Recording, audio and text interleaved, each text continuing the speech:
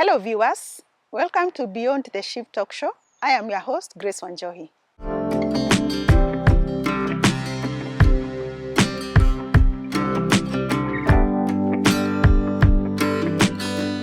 Today I want to talk about my why. Why Beyond the Shift Talk Show? So I grew up in central Kenya, and when I was growing up, I had a chest condition that would take me to hospital very frequently. So as a young child, the hospital environment quickly became a familiar environment. So I also had a sister who was working in a health facility. And so I would visit her a lot as I sought medical attention, and she would take care of me. So I think these exposures of frequently being in hospital and visiting my sister in a hospital area where we used to play around the hospital, we would see hospital gowns, clothes hung outside. This is what drew me to the medical profession. So once I was done with high school, I applied for a course to do clinical medicine, and that is what I trained in, and that is what I have been doing for the last 3 decades. I've been working as a clinical officer. So somewhere along the way in my journey as a clinical officer, I realized that there are patients who will come to me with physical symptoms, but on investigating and evaluating them through different methods like lab work, x-rays and all that, you'd still find you cannot get a diagnosis. But on giving them enough time to express themselves, you realize there is a problem that is not only physical, but psychological.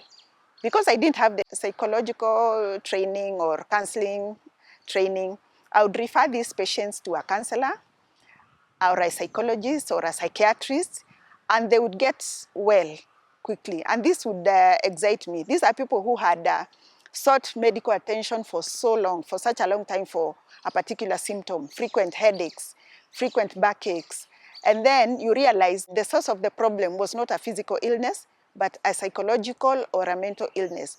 And this is what drew me to the psychology field. And so I studied psychology. I did a bachelor's in counseling psychology, and I also did a master's in counseling psychology. It was during my training that I came across different concepts like compassion fatigue and burnout, empathy, and these were things that were not taught in basic training. So it really excited me, and even in my project, I did something to do with evaluation of pediatric healthcare providers, how the recipients of their care view them, being mainly the parents, the guardians who take care of children. So as I studied for that project, I read scholarly articles. What these articles were saying about compassion fatigue is that there is a gradual lessening in care for people in helping professions, not just in the field of medicine, but in the field of psychology, in the field of social work, mental health, pastoral fields, which are mainly considered as the helping professions. Why are they called helping professions? Because there is emotional engagement between the caregiver and the recipient of care. This is what informed the formation of this, because I feel like as people in helping professions, we need a forum where only we understand what is being talked about, and in improving our care to patients and improving our own care, because compassion fatigue is more about taking care of yourself. We are going to improve the health outcomes, counseling sessions for counselors, people in social work. You're going to do your work, enjoy your work, remain healthy as the client also remains healthy. So what do I want to achieve by the creation of this channel? Advocacy for safe working places, provision of resources for people to work in a healthy environment. I would like to advocate for people to have some degree of job control at their workplaces to avoid things like burnout, which you'll be seeing in another talk show. I want to be able to advocate for self-care. Self-care is so important in the helping professions. Unless you take care of yourself, you cannot take care of another person. You can only give what you have. So if you are running on empty emotionally, you are not able to engage your client or your patient, and you are not able to help them. I would like to advocate for continuous learning, because we advocate for each other. I would like to give people a forum where they can come and express themselves. Recently, we had the COVID-19 epidemic. What was the impact on our healthcare workers? I'd like to give them a forum to talk about what they went through. I'd like to have a place where health workers, people in helping professions, psychology, social work, can come and express themselves. I'd like to give people a chance, people who have recovered from drug addiction. How did they do it? They can give hope to someone else who is struggling in that area. So this is what Beyond the Shift is about. After the shift, what happens to you? Who are you beyond your working area? Are you the person who goes to their house and you're feeling afraid, you're having nightmares because of the work you have been doing?